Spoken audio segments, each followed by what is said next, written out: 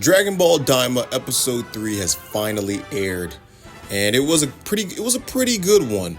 Yeah, so here's one thing I'm gonna just clear up before I get into this. Like, it wasn't much fighting, it was more so world building for the Demon Realm, or at least the third demon world of the Demon Realm. And it's weird because a lot of Dragon Ball junkies or fans or whatever you want to call them, sometimes they just get angry if there's no action, but it's like you need to build stories before you get to the action. They gave you a little taste in the episode, but trust me, it's building up to some action. So yeah, I just want to just start off with that because a lot of people are just going to try to write off this show. Like, it's like 3 episodes in, but whatever.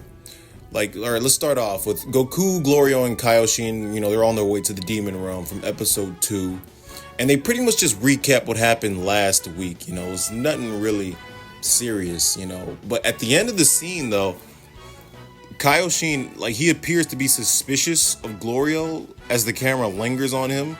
And there's more on that in the episode. It's a bit, you know, they're building something. Something's building out of these two, you know. And, you know, once they finally get out of Earth's, I guess, distance, you know, they get to these warps. And, like, they're like, what is a warp? So, you remember those fish-looking things from episode 1? Like, Goku mentions it looks like a giant goldfish. The ones that Goma had to, like, leave through to get to Earth to begin with. And Goku just keeps screwing around with it until Kaioshin has to reel him in. And, he's like, yo, like, chill out. These, like, just don't be rude. Almost like how, you know, Kami did to Goku when they first met King Yama, right? And Madaya, King Yama, whatever you want to call him. You know, just Goku's just carefree. Like, it continued on for a while until he had to grab Goku's face too. It was pretty funny. The warp then asked to see their pointed ears, right? Because you have to be a demon to go to the Demon Realm. And Kaioshin used magic to turn Goku's ears pointy, but this didn't actually persist until the end of the episode. It's funny how that worked out. Also, here's a little bit of trivia that I'm going to mention in the Easter eggs video. The little pin number that Kaioshin gave, or I guess Glorio in this case gave, was 8821. If you remember from episode 1, it was actually 0493 for Goma and the others. So Kaioshin wanted to give, you know, the pin number to Kibito, but it's almost weird because we know that it's like everyone seeing this knows it's different. But it might not be the same thing.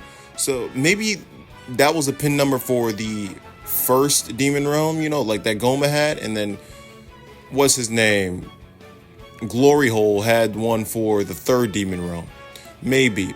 I got a lot more on that in the Easter egg video. So I'll just make a note of that.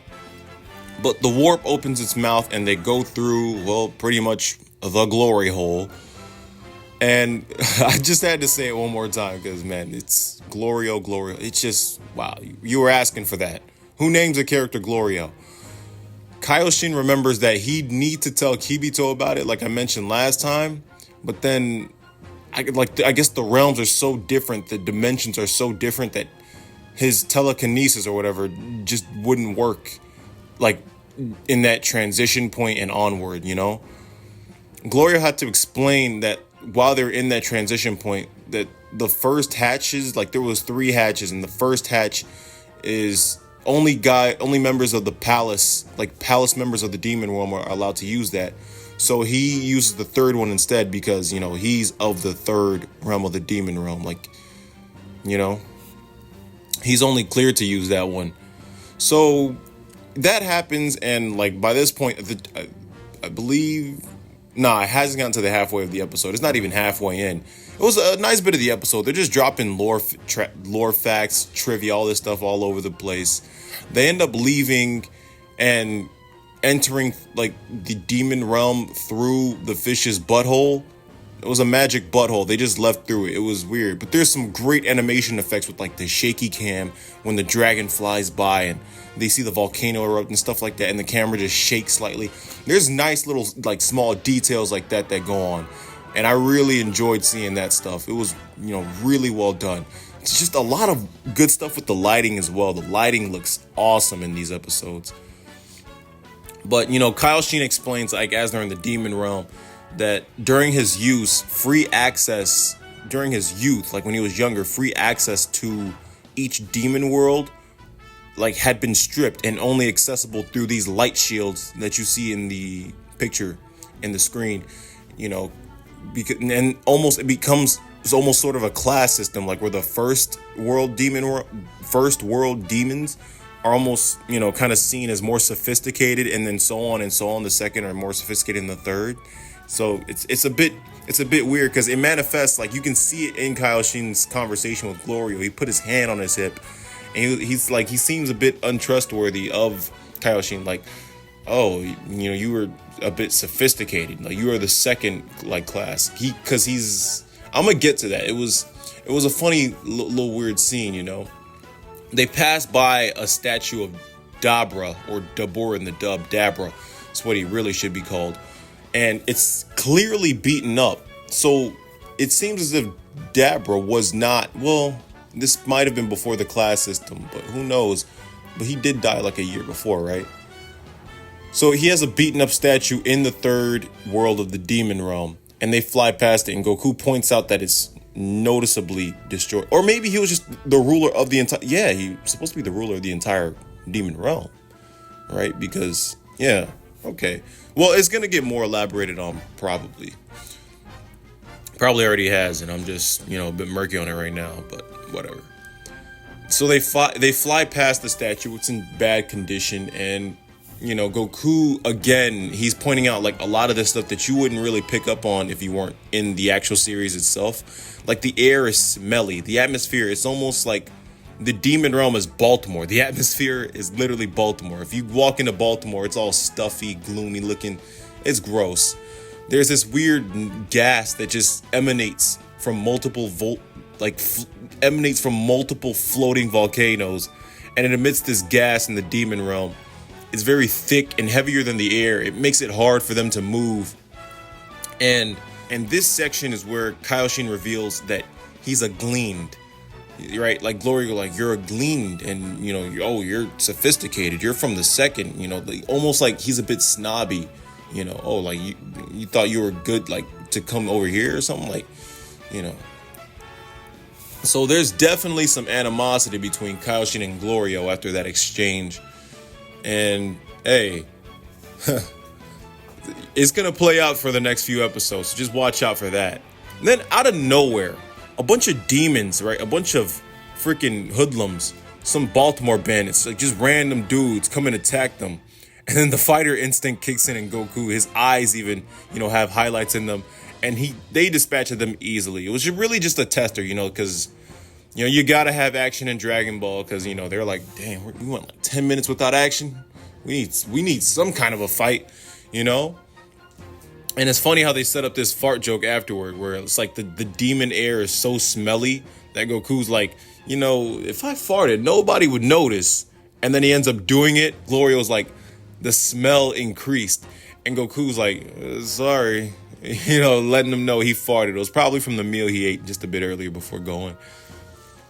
And then, like, before they crashed at the hotel, which they were planning on going to, Goku got hungry. And so they went to a bar, and, like, I'm not even joking. They're literally in Baltimore. It's amazing. It's amazing. And around this point, literally, I remembered that, wait a minute, didn't Goku have pointy ears just a few minutes ago? And I thought that could be a cause for all the shady behavior that they're doing, like the way these demons are looking at them. And then just sure enough, seconds later, this drunk-looking demon checks him on it, and Goku and Glorio have to put them in their place. A whole bunch of them. It's a really nice fight scene, again, with this shaky cam. It's a shaky cam thing that they're doing. It's just beautiful. There's a nice part where the demon says, anything goes, and Goku just punches him in the face, you know, like he did to Jeice on the Namek, and when he arrived on Namek, right? It was just beautiful and easy to watch action. The action flowed from one part to the next so beautifully. And then finally, Goku, you know, and the gang, they all go to the freaking hotel and sleep. And Goku believes, he's starting to get the hang of his body. And, they finally sleep in the hotel. And when they wake up the next morning, they find that Glorio's plane was stolen because they stopped in Baltimore, like I said earlier before. They literally stopped in Baltimore. Everything, like they got their stuff stolen. They ran into a fight, had people try to jump them.